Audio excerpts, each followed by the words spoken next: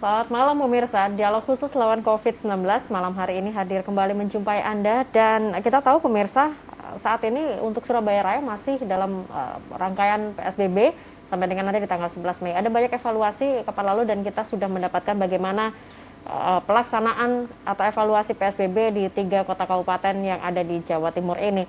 Namun tentunya satu hal yang mungkin sedikit lepas dari sorotan, tetapi ini sangat-sangat penting dalam menghadapi masa pandemi dan ini sangat dibutuhkan oleh semua orang, yakni bagaimana kondisi psikis atau psikologi klinis dari setiap orang ketika kita mendapatkan informasi, ketika mungkin ada keluarga kita yang terkena COVID-19 atau mungkin diri kita sendiri sedang melakukan isolasi, bagaimana sebenarnya tingkat stres kita. Kita akan bahas malam hari ini waspada stres di tengah pandemi corona. Teman-teman dari psikolog sebenarnya juga sudah berupaya untuk menjadi bagian memecahkan persoalan tersebut. HIMSI hadir. Di sini ada Ibu Naftalia Kusumawardani, SPSI MSI selaku Satgas COVID-19 HIMSI Jawa Timur, Himpunan Psikolog Indonesia ya? Baik. Bu Naftalia, selamat malam. Malam. Terima kasih sudah hadir. Beliau dari unsur Ikatan Psikolog Klinis Indonesia Jatim. Ya. Bu Naftalia, sejauh ini dari sejak awal sampai dengan sekarang seberapa, karena mungkin ada banyak ya keluhan-keluhan yang masuk, tingkat psikologis dari masyarakat seperti apa sih yang mungkin sudah berhasil ditampung oleh teman-teman HIMSI? Oke. Kalau dari awal kami perkirakan persoalan yang masuk ke program-program layanan psikologi itu berkaitan melulu dengan COVID gitu. Oh, cemas, takut tertular dan sebagainya. Pada kenyataannya makin ke sini persoalannya itu makin bervariasi.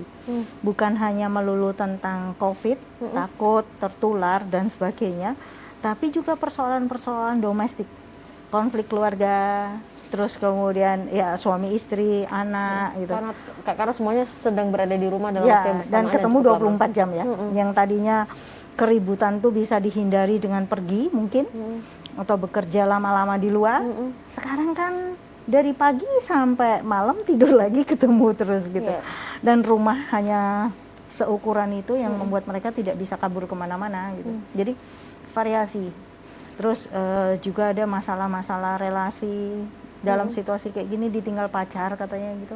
Itu kan ada yang masuk juga ya gitu ya. Iya, variasi itu yang kami tidak, oh ternyata seperti itu ya gitu. Tapi memang banyak ya masyarakat yang menyadari bahwa mereka membutuhkan psikolog ya. Sepertinya begitu ya. Karena profesi psikolog akhir-akhir ini kan populer.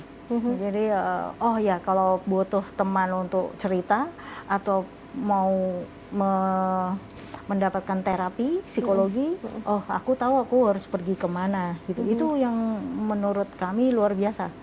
Kalau untuk ukuran Jatim sendiri, karena ini dari Satgas Covid HIMSI Jatim, seperti apa kondisi untuk masyarakat di Jatim? HIMSI Jatim dan dari IPK juga, kami punya program yang nasional itu tadi. Namanya Sejiwa, yang bisa diakses lewat 119 extension 8. Nah, itu sudah bisa ya? Kemarin kabarnya baru diluncurkan ya program Sejiwa ini? Udah jalan 2 minggu ini, sudah banyak juga yang masuk dengan variasi kasus seperti itu. Dan program Sejiwa itu seperti pertolongan pertama kotak P3K kalau untuk medis. Nah, kalau untuk pertolongan pertama pendampingan psikologi bisa hubungin Sejiwa itu. Kalau kondisinya berlanjut, kasusnya nih nggak selesai karena ternyata lebih kompleks, butuh bantuan lebih.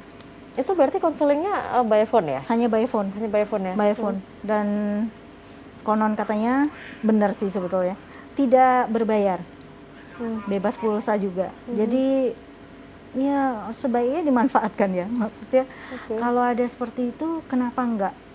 Kadang-kadang ada yang nelpon hanya untuk tanya mana sih informasi tentang COVID yang benar, siapa yang bisa dipercaya gitu ya gitu. Nah itu melegakan kan, nggak punya masalah psikologis mungkin terlalu berat, tapi hanya pengen tanya pada sumbernya karena mungkin nggak bingung mau tanya siapa, sementara dapat broadcast WA dan sebagainya, isinya macam-macam gitu kan. Nah mereka mungkin mikir yang nanya ini, kalau ini layanan nasional, mungkin ini bisa dipercaya gitu.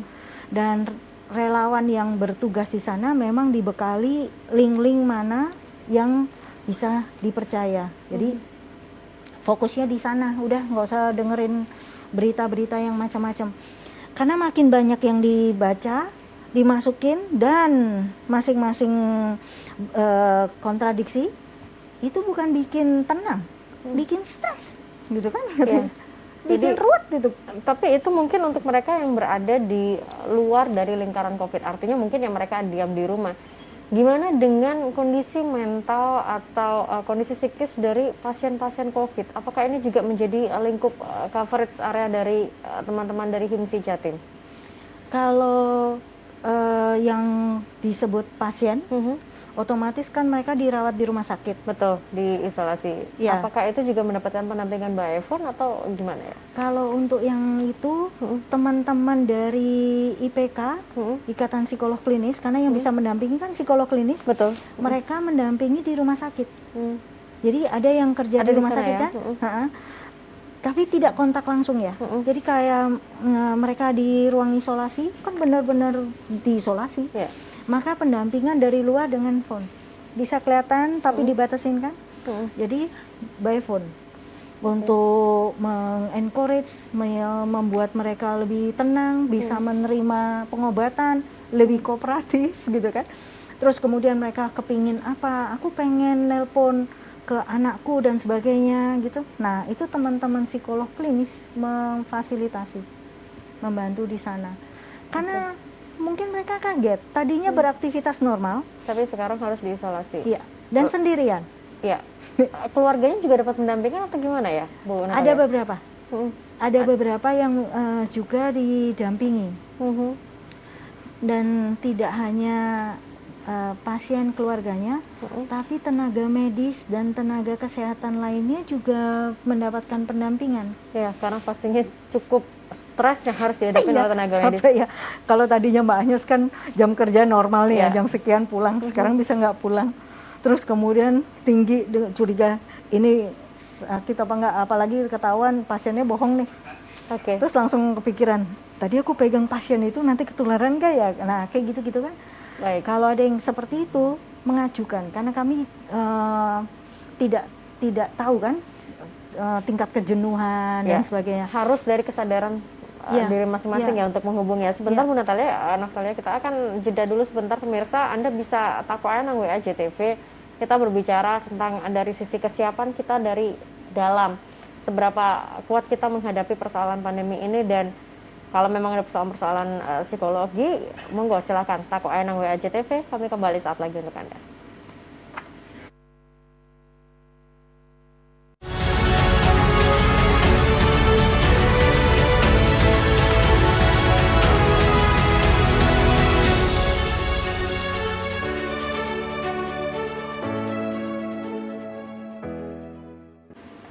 Terima kasih pemirsa, Anda tetap bersama dengan kami di dialog khusus lawan COVID-19.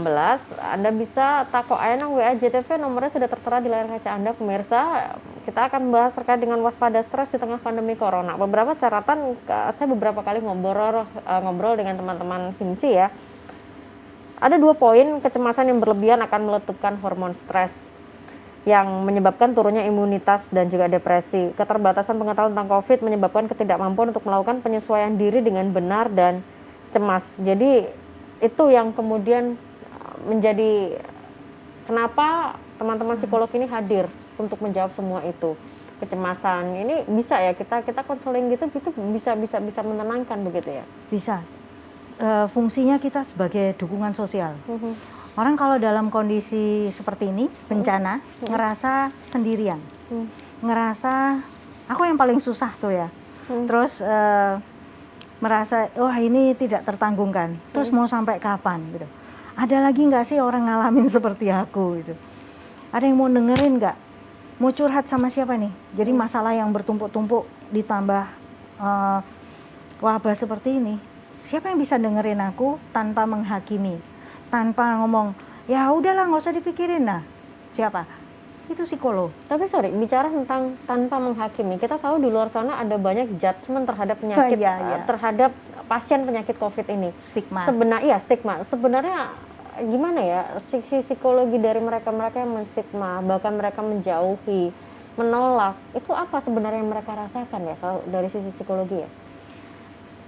Dari segi yang memberi stigma. Ya, dari sisi yang mereka yang memberi Bukan stigma. yang kena stigma ya. Iya, yang memberi stigma. Karena saya ingin tahu, artinya kalau secara manusiawi harusnya mereka tidak bisa melakukan itu. Karena kan kita mungkin punya rasa kasihan, kita mungkin punya rasa empati, tapi itu seolah hilang. Kenapa ya?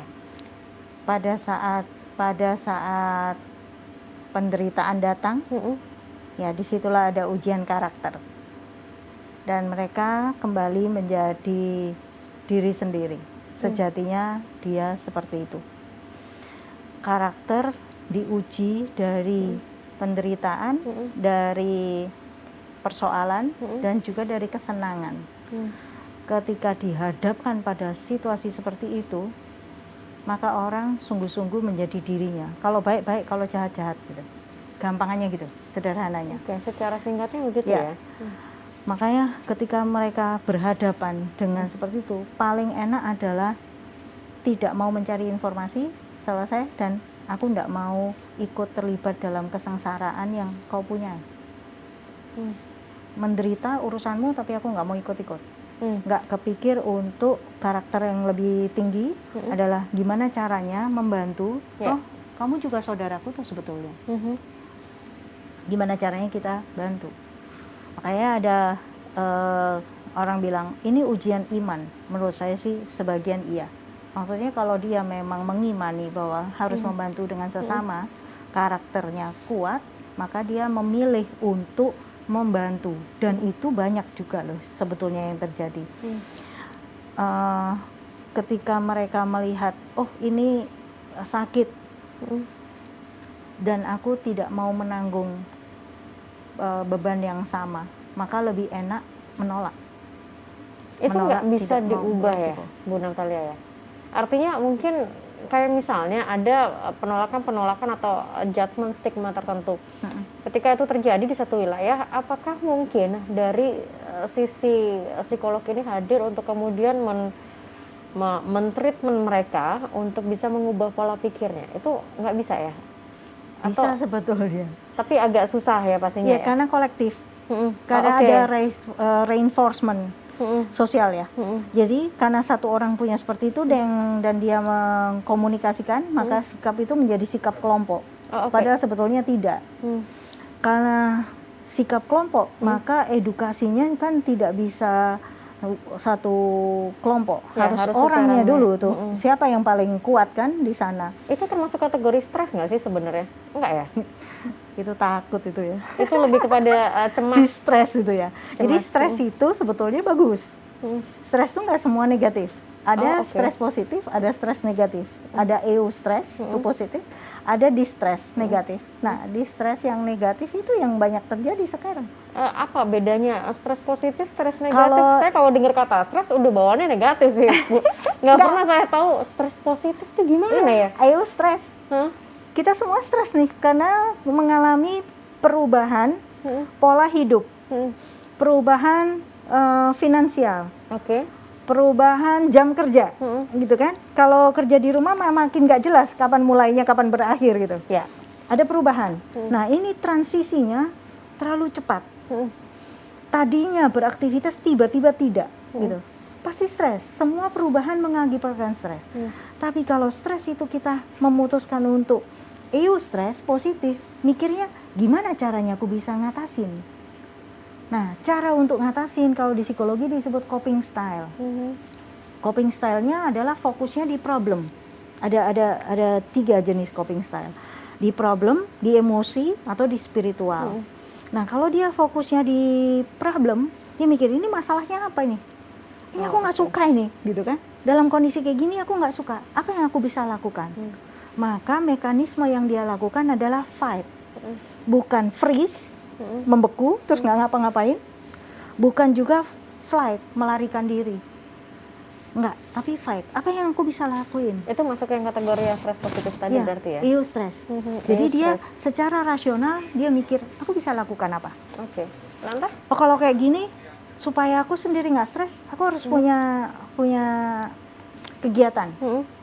Nah, tiba-tiba menjadi penjual hand sanitizer misalkan, itu Pakai bagus juga. masker begitu ya. Itu menjadi stres yang positif ya. Ya. Saya coba cek dulu. Oke, ada yang sudah bergabung di line WhatsApp. Waktu dengar saudara yang positif COVID-19, apa yang harus saya lakukan?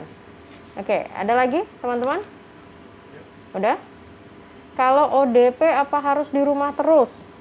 Oke. Ada lagi? Oke, 2. Kita jawab setelah jeda, teman-teman ya. Kita akan kembali saat lagi. 2 pertanyaan tadi dari teman-teman dari yang sudah bergabung di line WA akan kami jawab setelah jeda pariwara berikut ini.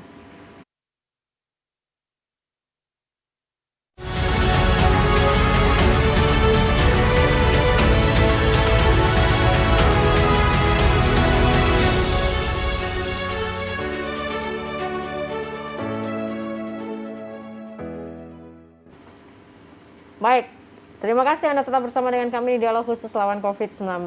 Tako ae nang WA JTV 2 tadi sudah saya tampung, ada lagi, silakan boleh dimunculkan. Saya stres, kapan sih pandemi ini selesai? Saya rasa semua ini Pak. Saya juga stres kapan pandemi ini selesai. Ayo warga Jawa Timur jangan bandel-bandel biar COVID berakhir. Terima kasih buat semangatnya dari Ridwan di Madiun. Ada lagi? Sudah? Oke. Semua stres sepertinya ya, mempertanyakan kapan ini akan berakhir karena sepertinya mundur dan mundur terus. Oke, tadi kita mulai dari yang pertama tadi, kalau dengar saudara sakit COVID-19, apa yang harus saya lakukan? Yang perlu diperjelas itu saudara apa ya? Oh, oke. Kalau saudara kandung tinggal dalam satu rumah, karena kalau orang Surabaya bilang itu saudaraku, itu belum tentu saudara kandung tuh ya tuh. Oh, oke. Saudara kandung, pengertian kita kan saudara kandung. Tapi bisa jadi saudara itu family jauh, tinggalnya berbeda. Saudara ini bisa saudara sepupu, saudara seperguruan, itu saudara banyak ya. Iya, macam-macam. Makanya perlu diperjelas adalah saudara yang dinyatakan positif COVID. Kalau memang dia benar-benar positif, dia masuk rumah sakit. Apa yang bisa dilakukan? Gak usah dijenguk, nggak boleh pasti kan? Kalau dimasukkan di rumah sakit, masuk ruang isolasi kan nggak boleh dijenguk. Itu gimana? Tapi didukung gitu, didukung. Maksudnya nggak boleh dijenguk seperti sakit biasa gitu. Tanya ke rumah sakit bagaimana bisa berkomunikasi, karena tiap rumah sakit punya protokol sendiri. Jadi nggak bisa seenak-enak ya. Kalau dulu kita di luar jam besuk kita bisa datang, terus kemudian ngobrol panjang di sebelah ranjangnya. Sekarang nggak bisa. Nah, patuhi protokol untuk siapa? Untuk keselamatan diri sendiri. Itu kalau positif COVID. Nah, kalau positif tapi tanpa gejala, OTG namanya. Jadi artinya tidak dirawat di rumah sakit atau disuruh karantina sendiri, mandiri, 14 hari. Apa yang dilakukan? Dibantu saudaranya itu tadi supaya dia benar-benar tidak keluar rumah dalam waktu 14 hari. Bantunya gimana? Suplai dengan makanan dan vitamin supaya dia sehat.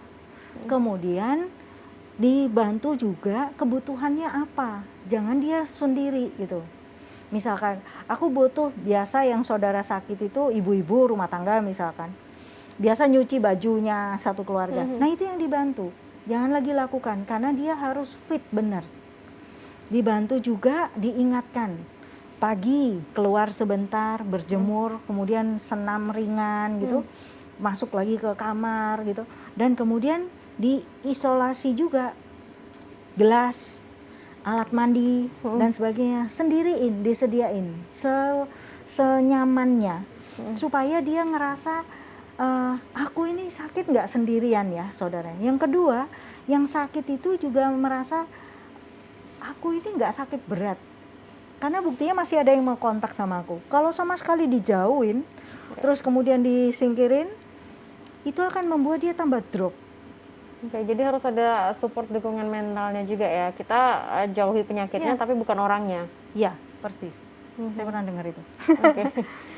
Tapi kalau ODP tadi ada yang bertanya kan, kalau ODP apakah saya harus ada di rumah terus? Itu kan pertanyaannya sebetulnya arahnya, wong aku nggak sakit kok, ngapain aku di rumah ya kan? Itu justru yang bahaya, karena dia carrier. Bisa jadi dia membawa karena dia nggak sakit, tapi dia punya potensi untuk menularkan pada orang lain. Oke. Dan kalau dia tidak menjaga diri, tidak kontak dengan orang lain, maka badan punya kesempatan karena di rumah ya, punya kesempatan untuk membentuk antibodi. Kalau badan punya kesempatan untuk membentuk antibodi tanpa kontak dengan orang lain, berarti nggak nambahin masalah gitu kan? Maka harapannya dia bisa sembuh. Maksudnya hilang sama sekali gejalanya. Oke, jadi ya balik lagi tadi sempat ada yang menyuarakan jangan bandel supaya ini segera selesai bukan gitu untuk ya. orang lain sebetulnya, untuk diri sendiri. Bu Nurhalia, ini ada yang gabung juga di line WhatsApp. Di desa masih banyak ibu lansia yang tidak paham COVID. Bagaimana ya saya menjelaskannya? Oke, ada lagi. Apakah pengaduan masyarakat ke Satgas COVID makin banyak, Bu? Oke. Saya mengambil kesimpulannya pengaduan masyarakat ini tentunya terkait dengan kondisi psikologi begitu ya, karena yang hadir di sini adalah Satgas COVID untuk HIMSI Jawa Timur dari psikolog. Yang soal sebelum ke lansia, saya stres kapan pandemi ini berakhir? Hanya corona dan Tuhan yang tahu. Tapi pertanyaan itu banyak yang masuk. Iya. Saran saya, nggak usah nanya. Pertanyaannya salah, nanti jawabannya salah. Karena masalahnya begini. Oke, satu pertama ada tingkat kebosanan juga untuk yang berada di rumah, dan tidak sedikit juga yang kemudian karena kita berada di rumah, kita melihat orang di luar sana keluar. Kemudian kita merasa bahwa saya ngapain kok ada di rumah? Saya mencoba untuk ikut keluar. Itu satu. Kemudian yang kedua itu tadi, ini kapan sih selesainya? Kerjaan juga banyak yang ini kan banyak yang tidak jalan. Akibatnya ini terus mencoba menumpuk, berharap mungkin saya mencoba membangun rasa optimisme, tapi kok juga nggak datang-datang. Ini gimana ya? Karena pertanyaan ini kejauhan. Pertanyaan kejauhan. Kejauhan. Kalau berpikir gini, kalau bertanya kapan pandemi ini berakhir, kontrolnya kan nggak ada. Orang dalam situasi seperti ini yang bikin mereka tambah stres karena mereka nggak punya kontrol terhadap hidupnya. Harapannya pandemi ini berakhir, tapi untuk membuat pandemi berakhir kita kan nggak punya kendali, kita nggak punya kontrol untuk menghentikan si virus itu. Kalau virus itu ada wujudnya, kita bisa panggil, dudukin, terus suruh pulang gitu kan. Tapi kan nggak ada. Makanya pertanyaannya adalah akibat dari pandemi ini apa yang kita rasain, jadi dibuat lebih konkret. Fokusnya itu bukan di kapan berakhirnya, karena kita nggak punya kontrol untuk itu. Tapi apa yang kemudian menjadi persoalan sekarang? Gara-gara COVID ini, pekerjaan kita berhenti total, ekstrim ya, maksudnya contohnya ekstrim, berhenti total. Terus aku mesti ngapain? Apa yang aku bisa lakukan? Bukan, terus sampai kapan ini kayak gini? COVID ini sampai kapan? Nggak ada jawabannya. Kontrolnya juga nggak ada. Yang perlu mereka punya adalah membuat perasaan tidak berdaya menjadi berdaya.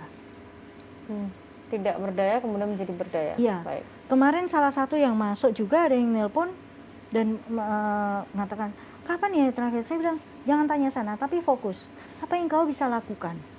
Sekarang ini apa yang kau bisa lakukan? Dari yang dia sebutin, maka ada hal-hal positif yang dia bisa lakukan. Banyak. Yang nelpon itu ada yang marah-marah nggak sih, Bu Nafali? Marah ya? Marah terhadap situasi ya? Ada. Artinya mungkin dalam hal penyampaian itu kayak benar-benar yang udah tingkat stres emosionalnya tinggi gitu, apakah ada yang sudah sampai dalam tahap itu?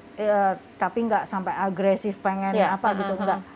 Ada. Tapi karena tone-nya memang sudah tinggi gitu ya? Iya, karena kayak frustrasi ya, frustrasi. Nah itulah gunanya layanan sejiwa dan telekonselingnya IPK. Membantu meredakan, karena dia makin marah, dia makin stres. Kalau dia makin stres, daya tahan tubuhnya turun.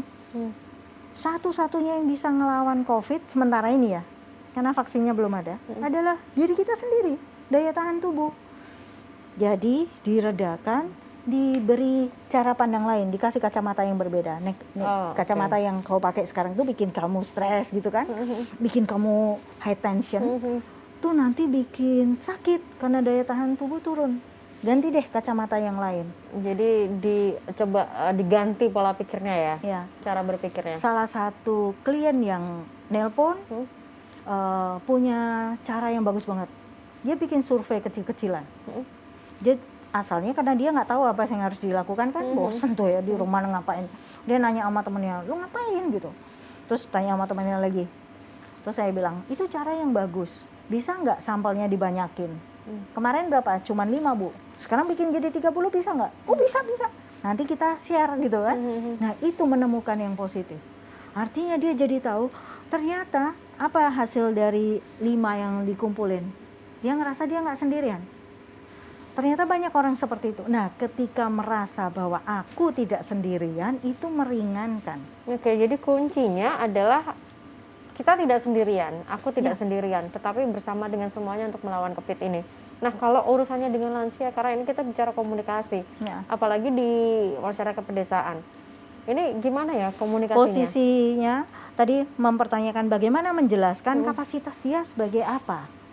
Kalau sekarang ini sebagai anggota masyarakat biasa, saya bisa memahami kesulitannya. Karena Karena mungkin siapa yang siapa kok tiba-tiba kamu datang gitu ya? Menjelaskan dan memangnya bisa dipercaya informasinya. Lihat dulu, jadi kalau dia bukan punya posisi tertentu, tidak punya wewenang untuk lakukan sesuatu, kerjasama. Jangan sendirian itu lagi. Kerjasama dengan puskesmas setempat. Mereka punya PAUD lansia kan, dan sampai sekarang program-program itu masih aktif ya, tidak seaktif dulu. Yeah. Tapi bisa kerjasama dengan puskesmas. Dalam bentuk apa saya nggak tahu ya, kan tergantung program. Yeah. Tapi jangan sendirian untuk ngatasi. Memang gregetan gitu, kayaknya kayak gimana nyampaikan.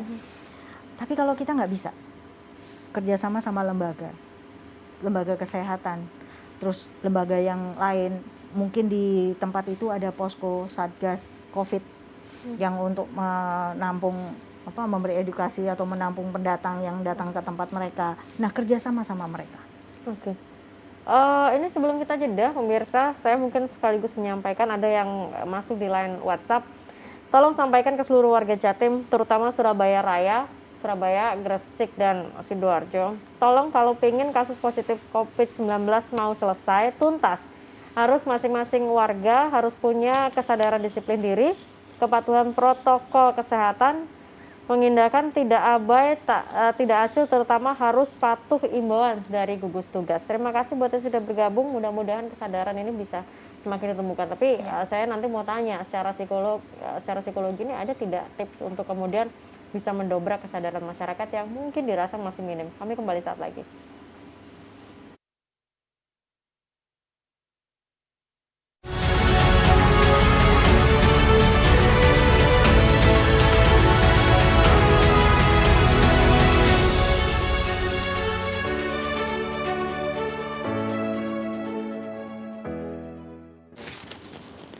Ya, Anda kembali bersama dengan kami. Saya langsung buka di line WhatsApp. Boleh saya cek dulu. Ada beberapa yang sudah masuk, pemirsa. Oke, masih diketik ya, juga untuk bisa ditampilkan. Nah, tadi kita bahas yang masalah komunikasi. Saya stres mikirin anak yang kerja di Surabaya, apalagi Surabaya zona merah. Ini berarti orang tua berada di luar kota Surabaya. Ada lagi? Sudah? Nih, gimana nih? Saya sudah dites negatif, tapi masih di karantina. Aduh, saya stres mikir anak istri. Nah, ini juga nih. Gimana? Mungkin yang terakhir dulu ya. Oh, ini ada juga. Saya pusing dan khawatir. Suami setiap hari tetap bekerja di luar rumah. Sementara masih banyak yang cuek sama corona. Dari Cece di Sidoarjo. Ada lagi? Oke, sudah ya. Terima kasih. Mungkin yang terakhir dulu nih. Keluarga yang anggota keluarganya harus atau terpaksa berada di luar rumah. Tetap kerja. Ya, tetap bekerja. Tetap bekerja itu gimana ya? Fokus stresnya dipindah. Itu tadi ibu kan? Dia khawatir suaminya tetap kerja di luar rumah, dan dia khawatir di luar sana masih banyak orang yang cuek dengan corona. Artinya ibu ini khawatir orang-orang itu menulari suaminya menulari keluarganya. Betul. Nah, fokus stresnya dipindah. Jangan mikirin orang lain, karena ibu tidak bisa lakukan sesuatu. Ibu itu nggak bisa lakukan sesuatu, membuat semua orang peduli dengan corona. Tapi yang dia bisa lakukan adalah bukan memikirkan orang lain, tapi dia menjaga lingkungan rumahnya, keluarganya tetap sehat dan bersih. Artinya ketika mungkin suaminya pulang, stop di depan, sudah langsung ganti Betul. baju, masuk kamar mandi, Protokol keras, protokolnya, gitu kan? ya. Sediain gentong air tuh, kan banyak sekarang di depan rumah. Suami datang, ada area yang itu nggak boleh anak-anak ke situ dulu, misalkan. Suami harus cuci tangan di situ, harus bersih bener. Terus baju kotor, misalkan mandi, tuh sendiriin. Jangan dijadiin satu dengan yang lain misalkan. Baju kotor taruh situ, langsung direndam dan sebagainya. Karena suami kerja di luar rumah itu kan pekerjaannya juga kita nggak tahu. Ya. Kalau intens ketemu orang terus, Siapa berarti kan enggak ya? resiko lebih tinggi. Nah, maka disterilkan sendiri. Oke, fokusnya Habis itu dipindah berarti. mandi dengan antiseptik gitu. Terus kemudian nggak boleh ketemu anak dulu. Oke. Suami 1 jam dulu misalkan. Jadi itu yang diperkuat di keluarganya. Kan itu dalam lingkup dia. Kemudian anak-anak, ada anak Ya. hidup sehat, bersih, Cuci cuci tangan. tangan, makanannya juga dan sebagainya. Itu yang dijaga. Terus sering juga kalau suami kendaraannya mobil atau apa, setelah ngangkut penumpang atau kayak gimana, saya nggak tahu juga, dibersihkan. Oke. Itu kalau mikirin orang lain nggak ada selesainya dan fokusnya nggak jelas. Mending kita lakukan apa yang kita bisa, dan itu aja yang kita bisa. Sediain makanan yang lebih bergizi untuk suami, karena dia butuh daya tahan, karena interaksi terus dengan orang lain. Ya. Itu Oke. Mudah-mudahan menjawab. Ini menarik, fokus stresnya yang dipindah. Jadi kita harus bisa memetakan.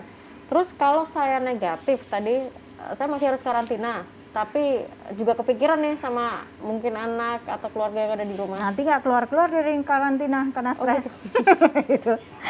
Tapi gimana dong Daya tahan tubuhnya. supaya biar nggak stres? Karena kan Dia di karantina saya jadi mikir mandiri. aneh-aneh gitu tadi. Ya, dia pasti WhatsApp-nya. karantina mandiri yang mungkin bukan di rumah sakit. Tapi anak istri nggak bisa berkunjung, ya kan? Nah, di sana dia pasti nggak sendirian.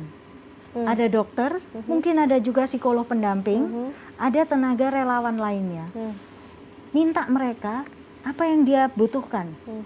Karena pada saat ini sebetulnya, mungkin juga informasi ke masyarakat, meskipun kita di rumah, meskipun di karantina atau di ruang isolasi, kalian nggak sendirian.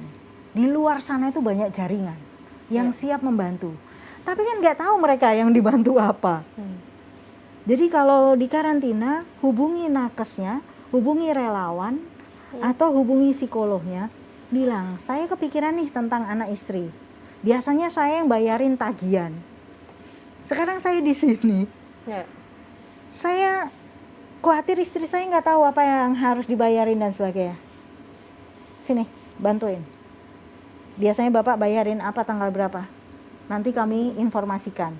Karena mereka bisa, masih mobile, tapi dengan protokol kesehatan ya. Nah, itu paling nggak mengurangi. Jadi kalau cuman mikirin kepikiran nanti gini, sakit sendiri nggak keluar dari karantina tambah pusing. Oke. Jadi menurunkan tingkat pemikirannya tadi itu ya. Iya. Supaya tetap sehat. Terus kalau orang tua anaknya berada di Surabaya, zona merah, orang tua kepikiran, apalagi banyak berita mungkin, oh ini positifnya bertambah terus di kota itu, tapi orang ada di Surabaya. Anak di Surabaya, orang tuanya di luar kota. Ya. Dia takut karena Surabaya red zone. Yes. Mungkin dia membayangkan virus itu berterbangan kemana-mana gitu kan. Gitu. Kayak drone gitu. Enggak. Anaknya yang perlu dia tahu, dia bisa berkomunikasi dengan anaknya tidak. Kalau dia bisa berkomunikasi, anaknya masih kerja atau tidak, dan sebagainya. Apa yang dia bisa support ke anaknya. Kalau dia bisa support, dia lakukan. Kalau enggak, jauh lebih baik mendoakan saja. Karena kepikiran itu membuat anak yang ada di Surabaya, kalau dia tahu orang tuanya stres, dia juga stres.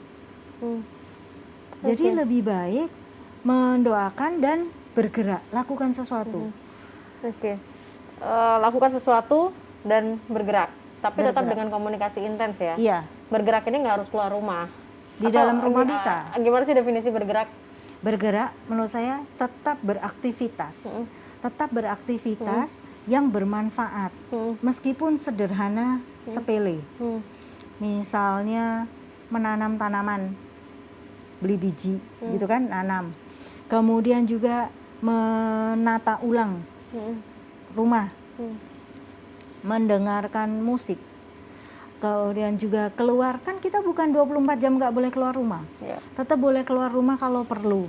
Nah, untuk ibu-ibu keluar rumah, misalkan ke pasar sedikit, ke pasar yang nggak terlalu rame, atau ke minimarket untuk beli kebutuhan, anggap itu jadi me time. Ini piknikku gitu. Tapi dengan protokol kesehatan yang tetap Tetap. harus dijalankan ya. Masker, Tetap dengan mungkin masker, sarung tangan. tetap dengan hand sanitizer. Kalau di tempat itu di minimarket disediakan cuci tangan, Pakai cuci. cuci tangan, bukan hand sanitizer ya. Iya, cuci. Ikuti itu. Dan anggap itu me time. Aku pikniknya sekarang nggak usah jauh-jauh, deket-deket aja. Tapi sering, seminggu 3 kali. Ya. Kan lumayan Tapi gitu. jangan menggunakan alasan terdesak terus kemudian jadi sehari 10 kali Ya. keluar gitu ya. Jangan. Bu Natalia, ini apakah peraturan ini hanya ditaati untuk warga kecil, sementara tetangga saya TNI bisa pulang pergi seenaknya padahal dia tinggal di daerah Sidoarjo yang masuk zona merah. Terus gimana ngilangin stres? Gimana nggak mau stres? Pernah suatu hari periksain anak di suatu praktek dokter, gejala batuk pilek ditolak sama dokter tersebut. Dokter X aja udah stres, takut, jangan-jangan gitu. Jadi gimana solusi? Dokternya Sepertinya kata stres tuh sekarang kok jadi populer ya, terus digunakan dengan tidak sewajarnya gitu kan. Saya justru mau tanya juga, teman-teman psikolog yang meladeni para klien dan yang telepon ini stres juga nggak? Kami punya EU stres kayaknya. Oh, stres yang positif tetap ya? Stres, tapi EU stres positif. Kalau jangan melabel orang lain dan jangan melabel diri sendiri. Itu yang bikin susah hati. Jangan melabel Itu kok enak ya, TNI-nya pulang pergi seenaknya. Itu melabel ya. Memang TNI-nya kalau dikasih pilihan, dia nggak kepingin di rumah. Ya dia mendingan enak di rumah daripada harus keluar masuk gitu kan. Bahaya juga buat keluarganya. TNI sekarang tidak ada perang, tapi kerjaannya ngelawan perang lewat perang virus yang nggak kelihatan. Mungkin anggota TNI itu lebih mendingan ngelawan musuh yang jelas gitu kan, bisa ditembak tuh dipukul gitu. Ini corona mau apa? Jangan melabel. Jangan melabel diri sendiri dan orang lain. Aku ini stres, itu melabel diri sendiri. Tapi sebutkan apa yang dia rasain. Aku ini bingung karena penghasilan berkurang. Omset turun. Tabungan menipis. Itu loh yang disebutin. Tapi jangan melabel. Oh kalau kayak gini aku depresi gitu kan itu. Itu tambah parah. Satu pertanyaan tadi yang terkait dengan dokternya aja stres sudah menolak gitu kan. Ini terus gimana? Sebentar, Kenapa itu melabel. Dokter itu gitu ya? Dokter itu bukan stres. ya? Dokter tuh waspada. Oke. Dia memposisikan diri adalah carrier. Karena dia yang ketemu banyak orang toh. Oh, oke. Baik. Jadi dia menjaga supaya dia tidak menularkan pada orang lain dan juga menjaga supaya orang lain tidak menularkan ke dia yang nantinya akan ketemu orang lain lagi gitu ya. Oke, baik. Contoh saya praktek di rumah sakit. Saya hold dulu sebentar ya. Karena kita jeda dulu. Pemirsa jangan kemana-mana. Kita akan ikuti di segmen terakhir sesaat lagi di Dialog Khusus Lawan COVID-19.